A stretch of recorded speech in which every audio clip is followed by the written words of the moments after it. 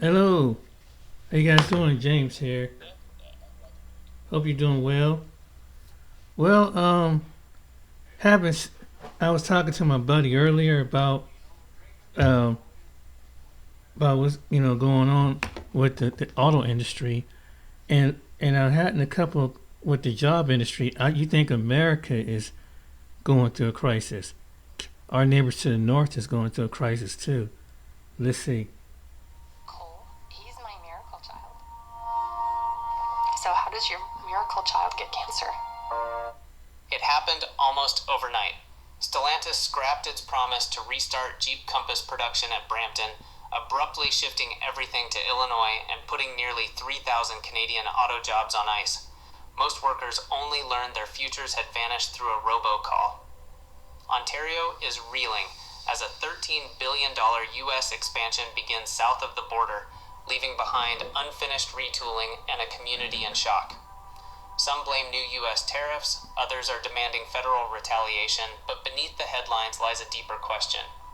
What really pushed Ontario's auto heartland into crisis, and could the same fate hit other factories next? Stellantis made its decision public on October 14, 2025. Jeep Compass production, once promised to Brampton, would move to Illinois instead. For the Brampton workforce, this wasn't just a business update, it was a hard stop. Nearly 3,000 unionized employees, most of them already sidelined for over a year during the plant's retooling, found themselves without a path back. The news hit before dawn for many, delivered by an automated voice message. The message was short, clinical, and final. Compass would not launch at Brampton. For workers who had spent months waiting for a return to work call, the shock was immediate and personal. The Brampton plant had been idle since early 2024, its future tied to a complex retooling project meant to bring in next-generation manufacturing. That retool was pitched as a bridge to the future, part of a broader shift toward electric vehicles and backed by over $1 billion in public support. For months, workers cycled through training, uncertainty, and the hope that new Compass production would secure their jobs for years to come. Instead, the only certainty was more waiting, with no clear end in sight. Meanwhile, the company's focus shifted south. Stellantis announced a $13 billion investment plan for the United States, promising to reopen and expand its Belvidere plant in Illinois.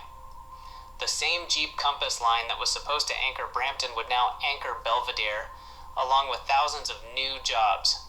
The company's statement described the move as part of a North American strategy, but for Brampton's workforce, it felt like a door slamming shut. The numbers tell the story: 3,000 Canadian jobs left in limbo, a plant retooled but unfinished, and a $13 billion corporate commitment flowing to American facilities. The ripple effect started immediately.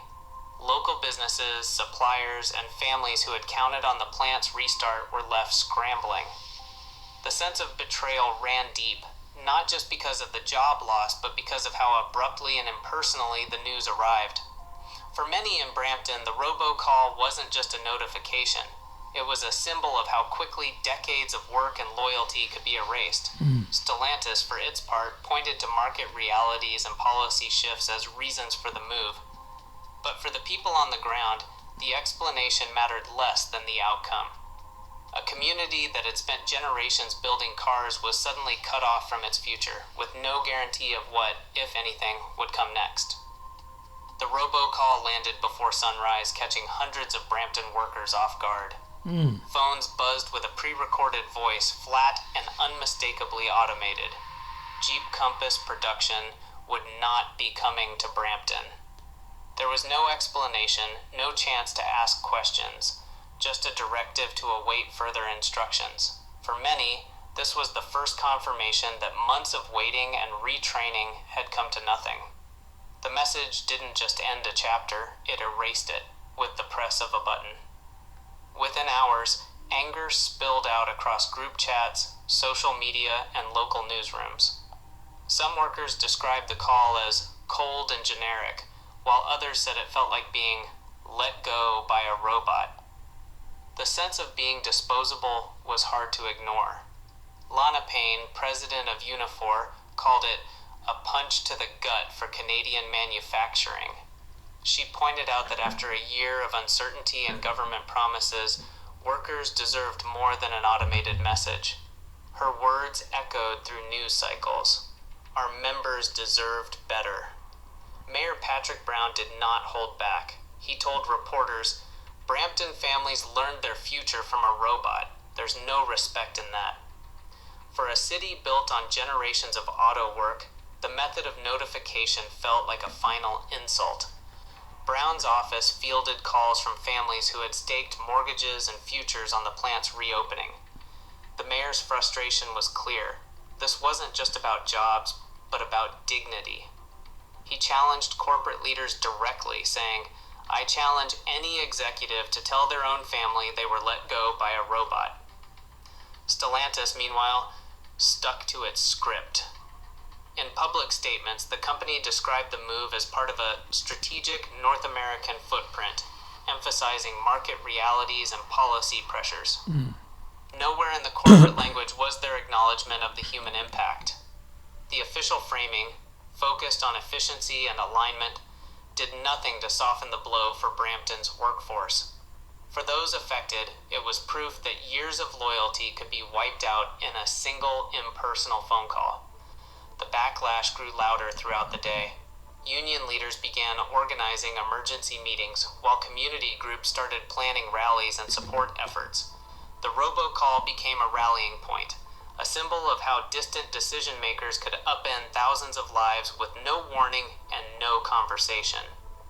In Brampton, the sense of outrage was matched only by a determination to push back, setting the stage for a broader fight over jobs, respect, and the future of Canadian manufacturing. Lana Payne wasted no time. By mid-morning, the Unifor president was in front of cameras calling the Stellantis move an egregious violation of trust. She listed demands with the clarity of someone who's been here before.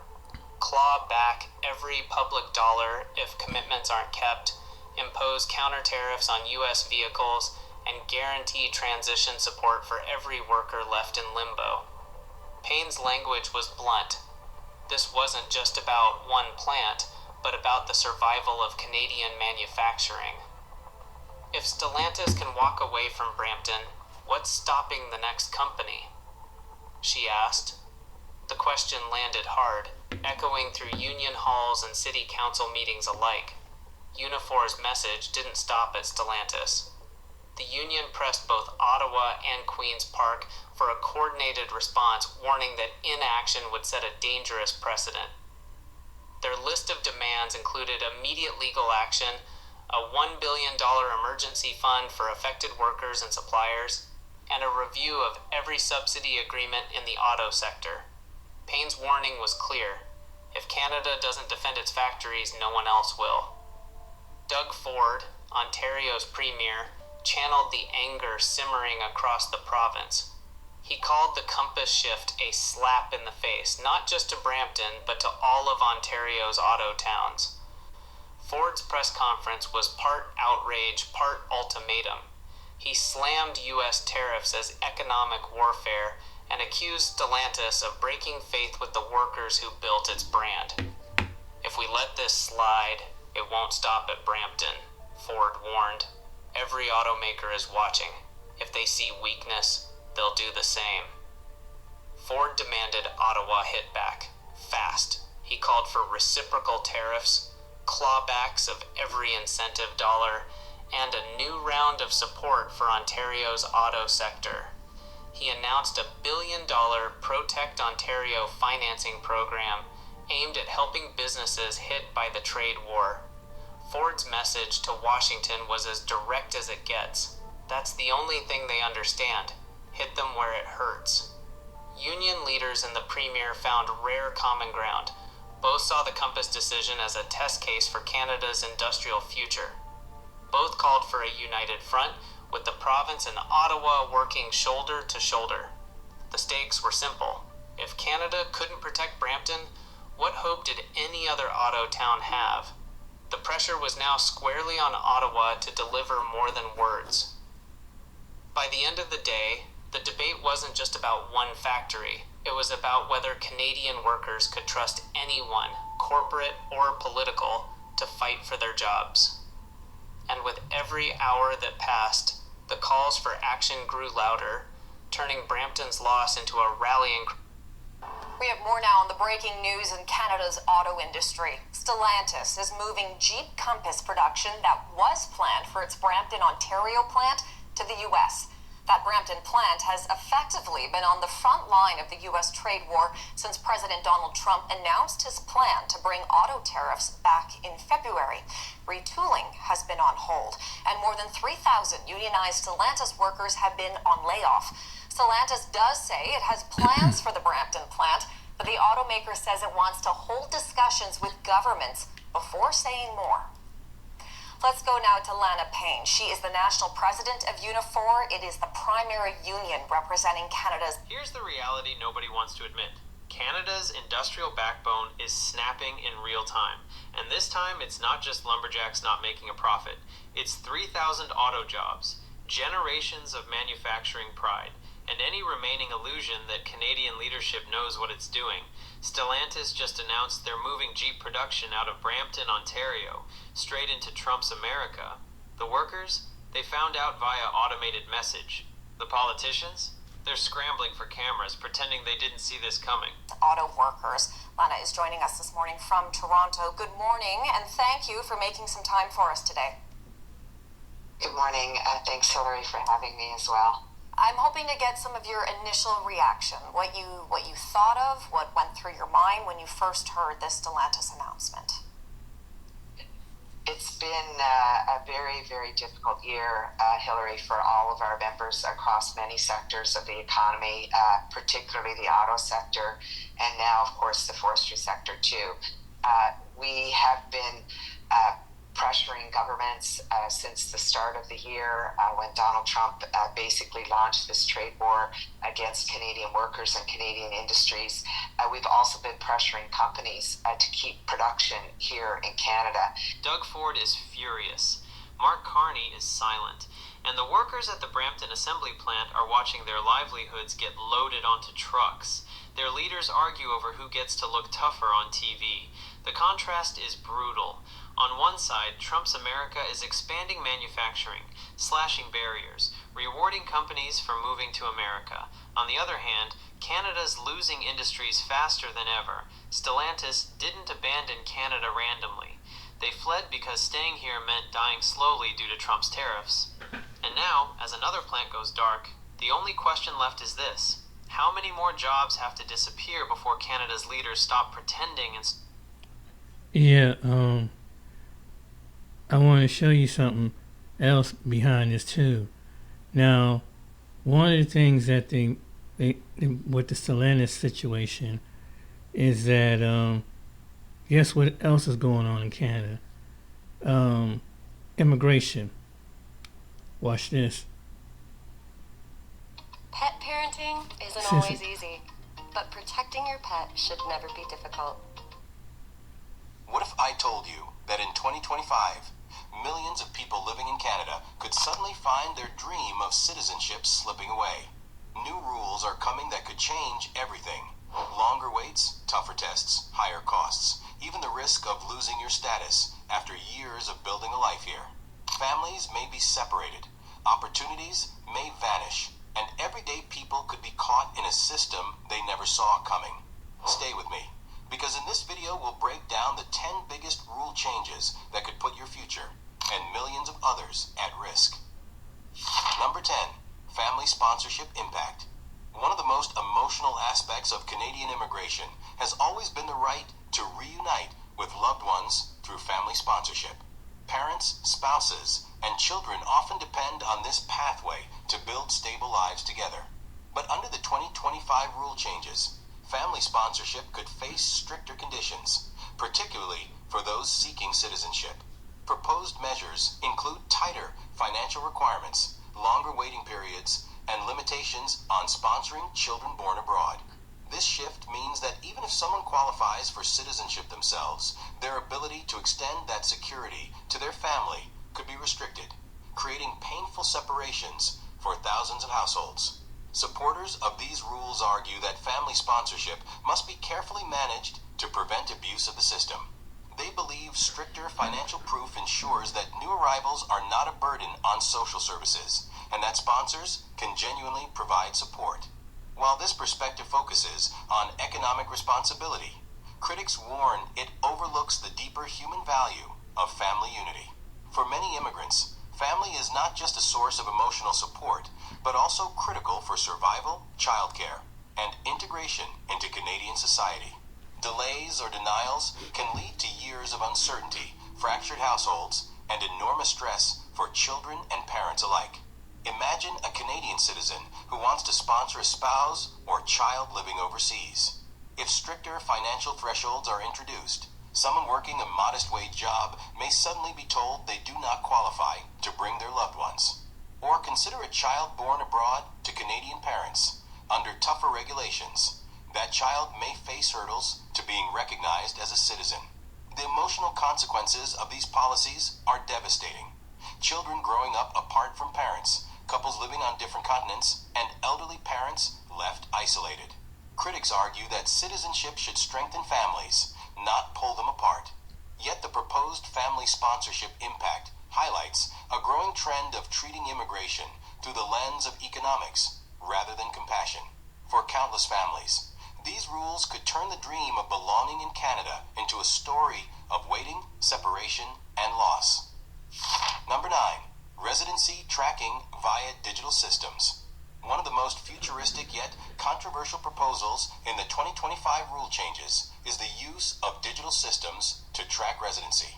At present, applicants prove their time in Canada by submitting travel records, passports, and official documents. Under the new system, however, the government may rely on digital surveillance tools such as border scans, electronic databases, and even workplace or school records to verify time spent in the country. While this might sound efficient, it raises major concerns about privacy and the potential misuse of personal information. For immigrants, it feels like their daily lives could be monitored more closely than ever. Supporters argue that digital residency tracking ensures accuracy and reduces fraud. They claim that traditional paper-based systems allow applicants to hide travel absences or manipulate documents, leading to unfair shortcuts. By using technology, officials say the process becomes more transparent and reliable. However, critics warn that such systems may introduce new problems. Errors in databases, mismatched records, or technical glitches could unfairly penalize applicants. Worse, the idea of constant surveillance leaves many feeling uncomfortable. Should the path to citizenship require surrendering large amounts of personal data? Critics argue that the price of efficiency should not come at the cost of fundamental freedoms. Picture an international student who regularly travels home. There's 1 billion people in the world that love to drink chai. The fact that this community exists at scale. Yeah, that's what's really going on in Canada, boy. You thought America was something? They're getting, I think they modeling after, Trump's ways. And so they've been cracking down hard in Canada. They're not letting up, boy. I'm telling you, wow. I mean, they're not playing, boy. But I'm gonna show you this. This is by Rebel News in Canada. Check David this Menzies out. for Rebel News here at a Canadian Tire store in West End, Toronto. And folks, I'm not here to pick out winter tires or a hockey stick. Rather, I'm here to do a story on yet another business that has been caught violating, you guessed it, the Temporary Foreign Workers Program. Now, as my colleague at Rebel, Alex Dhaliwal, recently reported, the owner of this particular Canadian Tire, that would be Ezel Nadaranjan, he was fined more than $100,000 for violating the Temporary Foreign Worker Program rules. Nadaranjan, I should note, is also under provincial investigation for alleged exploitation of foreign workers. Now here's the skinny. Employment and Social Development Canada found Nadaranjan violated the temporary foreign worker program rules by not matching pay or working conditions to job offers and assigning workers to different roles than hired. Last year alone, 13 foreign workers at the store resigned or were fired by Natarajan, alleging wage reductions and unhired job assignments. Federal data indicates that Natarajan's Canadian Tire store was approved to hire 34 temporary foreign workers from 2022 to 2024. But the question arises, why? I mean, look at the huge unemployment rate for young people right now, and I can tell you, temporary foreign workers, if you can imagine, now comprise a full 1% of the Canadian workforce. And what's even more dire is that the unemployment rate in Canada overall is 7.1%. So, in other words, why are we importing foreign workers when the Canadian citizens in desperate need of employment can't find jobs? It makes no sense to me. As well, folks, on the flip side, when it came to many of the foreign workers employed at this Canadian Tire, it was no utopia. Take, for example, Roel Palin. He's a former employee of Natarajan. He says his wages were cut from $20 to $16.55 per hour after he was demoted from supervisor to shelf stocker. You know, folks, I think in the retail business they call that bait and switch. But of course, there are two sides to every story. I can tell you, going back to last week, I reached out to the media relations department of Canadian Tire in Toronto. My emails were not even acknowledged. Secondly, I did place a phone call to Mr. Natarajan and left a message, no callback. So here we are. Why don't we pay a house call? Why don't we find out what Mr. Natarajan has to say about why he needs temporary foreign workers and why so many of those workers say he mistreats them. Let's check it out.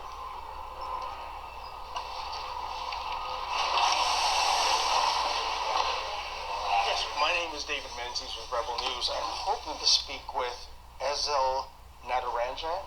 Are you guys filming? It's private property, you guys. Are we being filmed right now by all these security? That's the cameras, but this is private property. Okay. It's in regard to him being fined over $100,000 for the temporary. Signature over there. Okay. It's about him being fined over $100,000. Yeah, you guys. I'm not gonna say anything. Like, oh, okay. Can you get Ezel to speak to us? Oh, why is that, man? And then this one, can I get a phone number for the return? Especially if it's me. I said the news. Oh, the news. Okay, then. But aren't there? I see cameras all over the. Well, that's for us. Okay. So, listen, I'm not trying to give you a hard time. Is Mr. Natarajan? Please stop recording. Listen, I'll tell you. Please stop recording. Well, what we need to do is to show that we reached out. Well, folks, as you saw, we tried our best to get Mr. Natarajan to come on camera and explain himself. I wasn't really trying to give the employees there a hard time. Yes, Canadian Tire is a private company, but when they're getting taxpayer incentives and subsidies, then the public does have an interest in the affairs of Canadian Tire because we literally have skin in the game.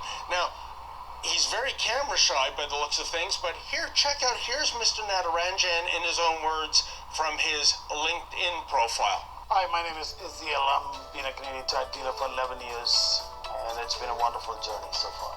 When I learned about I got accepted as a Canadian Tire dealer, I was on top of the world, and this is exactly what I wanted to do for the rest of my life. I chose Canadian Tire because of 3 or 4 reasons, I would say. Number one is the brand value and the brand's emotional connection with our customers, number one. And number two is Canadian Tires Association with Jumpstart, and how many companies can boast that they help 3 million kids in Canada? Number three is, again, if you want to be a retailer and if you want to be in big box retail, this is the best option. And number four is how it resonates with every single Canadian, right, across the country, right, from coast to coast. So that's the reason, those are the reasons why I chose Canadian Tire. If you're an individual who has great entrepreneurship and then want to be very successful retailer with a great business acumen and financial acumen, there's a place for you here.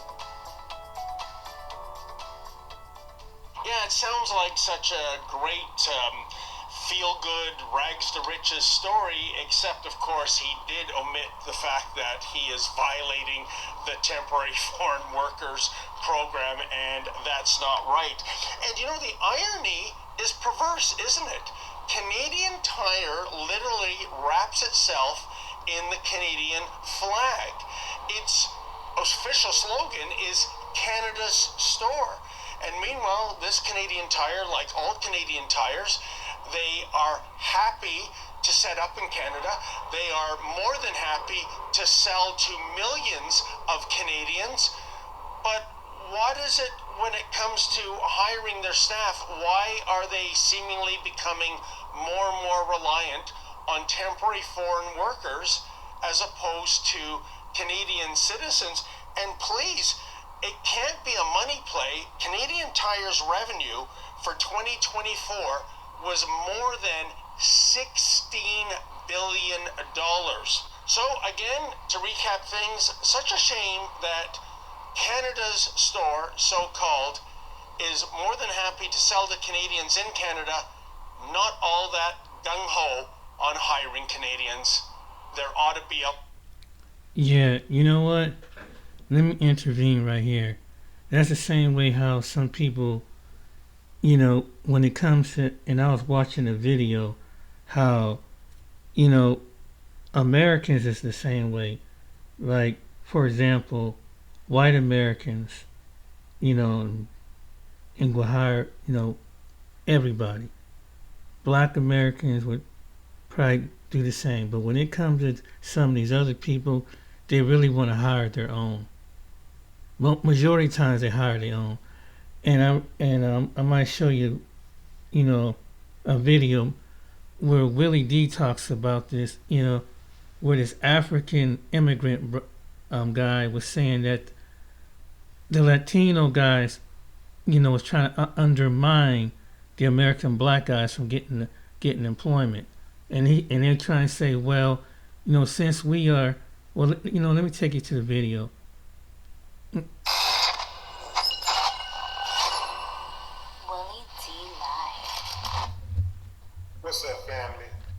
Oh man, y'all not going to believe this one. We got a Latino man who went to his African boss to tell him to fire the black guys, the African Americans, because he has some hard-working family members and friends that should be hired instead. Yeah. Tried to get the brother to fire the brother. Wow. Absolutely. You know what, fam? Without further ado. Okay. In my company, I'm a black man. I own a company. I hire a Latino. The Latino comes back and complain about the African Americans because the Latino thinks because I'm African, I don't have any relationship with the African American. The Latino comes to me and tell me that you are an immigrant, I'm an immigrant. That African American cannot work. I have Jose, I have Gonzalez, my brothers who know how to work very well. You need to fire the African Americans and I will bring a lot of hardworking Latinos who work for your company. This is my company as a black man. My company. I was a contractor at Quantico Marine Base in Virginia. A contractor for General Electrics. And the Latino workers that are hired, they are snitching on the African American workers that are hired for me to fire the African Americans so they can bring Latinos to take their place. Rippling, the only place to run all your HR,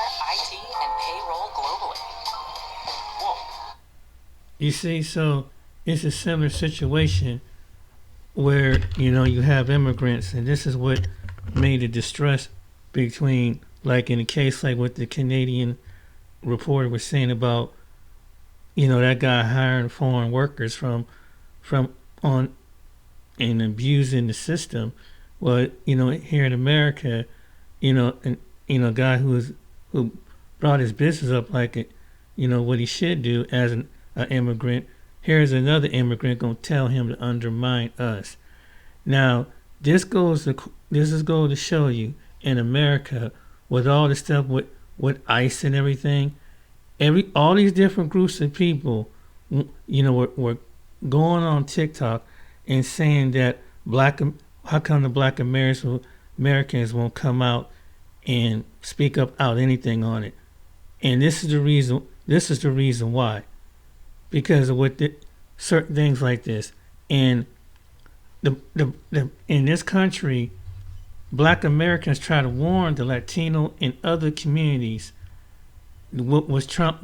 This is what he do. And so, you know, it's a shame.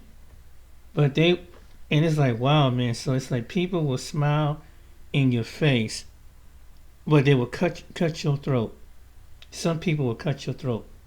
And it's just that's what that man basically revealed. And just like that man did up in Canada, he don't want to hire Canadian workers, so he gonna go outside and hire some workers that he know that the law play in their favor. That's why they do that. And I believe that's how some of them do when they come to America. When they open up a business, some people open up the business, they have the same mindset, you know, and they can just treat you how the way they want to treat you. Let's just say I had a similar experience with the guy that, even though he's been in this country for a while, you know, he had a transportation business, right? So, you know, and part of his transportation was the Uber driver. And what he would do, he wouldn't really pay you all your money. Some of these people that don't like to pay you money, even though that by law, by this country like Canada does, they have to pay you to a quarterly. And he trying to mimic my pay and saying, you know, well, you've been driving all over, and always had to make up excuses. And I wasn't the only driver he had. He had other drivers too that were immigrants. He was screwing them over. Then he was screwing over, where he had his cars parked at here, not too far from here, where he can park his car. Him and these other people would share a lot, and they would share about much rent, but he didn't want to pay part of his rent, and he didn't. So he was screwed. One guy was so mad that this one guy said, if I ever see him out in public, I'm gonna beat the mess out of him if he don't give me my money. I was like, whoa. I mean, he was that mad, and he just kept on doing people wrong, man.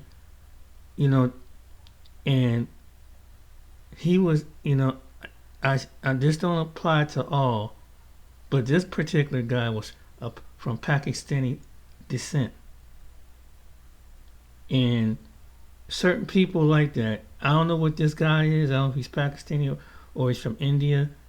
Oh, I don't know. Might be one of the places over there. But even though, like him, he lives here in America. And see, what they do is, there was a white American female that helped him get his citizenship by, remember the old system about the spousal system? Well, he used her at the time to claim that they were married, to set up his business and stuff. So they have a plan. Some people have a plan on how to do Americans. Some people, not all, but you gotta watch what people you deal with in business with.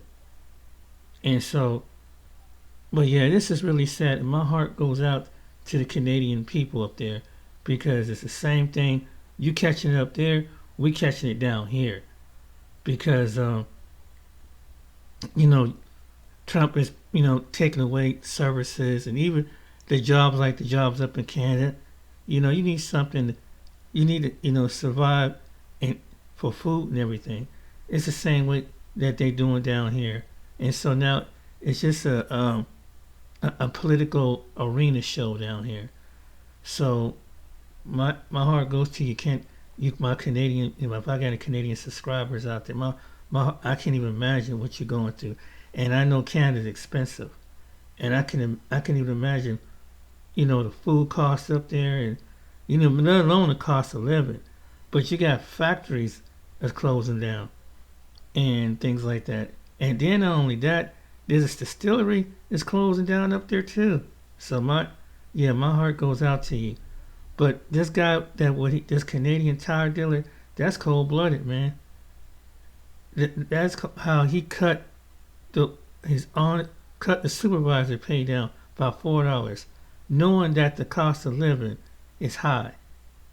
So you work. So they want you. So what some of these people do, they want you to work all this time and don't want to pay you nothing, and they want to abuse the labor laws like some of them try to do here.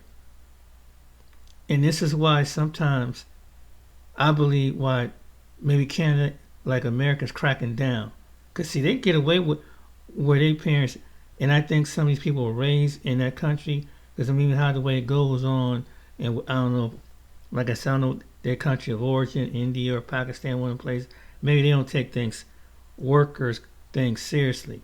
But it seems like some of these people, they bring that mindset to countries like America and Canada, and I think that's why they do what they do. Some people, because they can probably use leverage and tell them in their own languages that if you don't do what we do, we got control over your papers.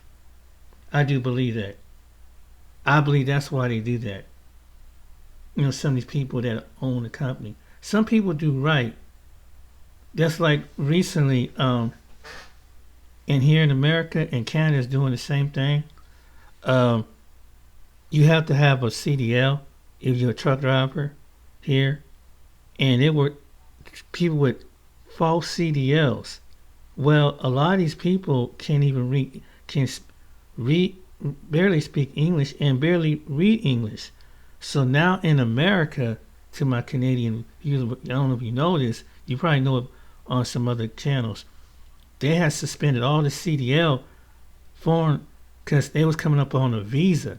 So they suspended their, like I think over like 30,000 to almost 100,000 CDL dropped it, because they couldn't have the requirement. And in the United States, you have to, and it makes sense though, you have to understand the road signs and the way stations, and you have to know how to communicate with the officers and things. Well, you got some guy that don't barely speak English, and he goes, the officer got to sit there and he had to use some kind of translate, and when they go to weigh the vehicle, so Trump and his administration got on it, because there's one guy who was a Sikh Indian caught. There's been 2 accidents here in the United States, one in California and the one in Florida. These guys were, you can tell they were Sikh, but Indians and they both really could barely speak English. They were on a visa too, but they were driving 18-wheelers, and basically one did the little stupidest thing. One was on some substance abuse. The other one made an illegal U-turn, and really instantly when he went to turn the truck, they showed it on the video. You probably seen it out that where the family died in the vehicle. So that's what I'm saying. And a lot of these carriers are these people that are foreigners too. So now the administration here is cracking down if they hire foreign workers, and they find out he's going to penalize the companies, the trucking companies that hire these people. So that's what's cracking down. And I see that similar situation up there where you guys is at up in Canada. You know, that they cracking down up here. They doing the same thing down. So we running neck and neck with that. I think like Carney and Ford and Trump is kind of like when it comes to that. But it's really sad because you got, well, you guys, you got a lot of, you Canadians, you have a lot of cost of living. You know, it's much higher up there than it's the United States. I don't know how your service is up there as far as, you know, governmental services, as far as families of the workers and different things, but it's just really, it's bad. Just like here in America, you know, they cut government services for people or families and working families. And even when you have a working job, it's not enough to cover the cost of living here. I mean, it is. And people are already working here, and they probably had enough subsidy to keep just to cover the food, because when you have 1 or 2 paychecks, you figure you cover rent or mortgage here, you figure the utilities here, we have to pay for car insurance, and you know, vehicle maintenance and everything. So then the 4 major things plus whatever other bills that, you know, for children or something like that, if you have medical, and they cutting that here too. And so it really, people under duress here, like you guys are probably going through in Canada, and my you know, I can't imagine what's going on with your prime minister up there and our, you know, president, and it's just wrong. You know, it's wrong on the other hand.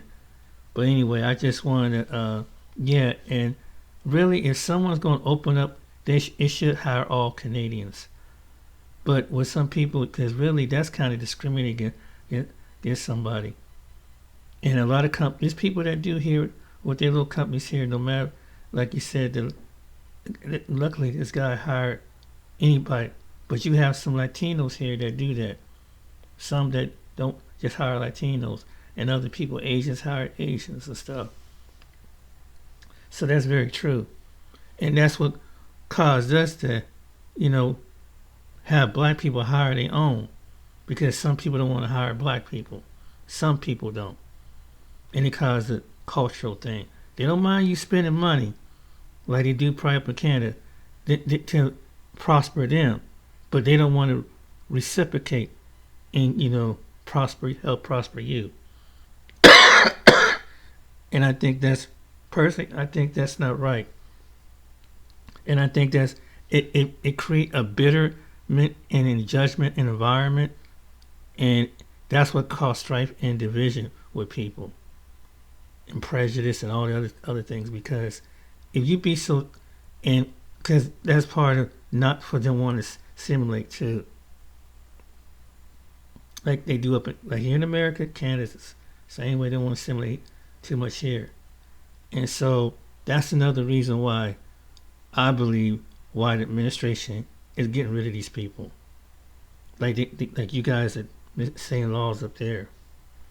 So it's really a sad situation, and my heart goes out to you guys up there in Canada. I can imagine, because like, you know, the holidays down here is gonna be rough for families who, like, around Thanksgiving and Christmas, and they did it right before all this stuff. And it's really, my heart goes out to you, and my prayers go to you just as well as with us here. And these politicians, they don't care. All they care about is they got one thing in common: cater to the rich and cater to it's about their stroke of their ego and their billionaire buddies. Anyway, I hope you like this video, like and subscribe. But yeah, to my neighbor to the north, man, wow, you know, this economy is affecting all over, and I pray that you guys people prosper in the next year, be able to survive this craziness. Hopefully next year it'll get somewhat better, get somewhat relief, but we don't know what 2026 is going to be. What, you know, whoever is in office here, and probably up to what's going to happen up in office in your country. All right, then, guys, you take care, be blessed, and like and subscribe, and see you on the next video. Yeah, you know, these administrations got to do something right for the people and be about the people. not about whatever it is. Take care.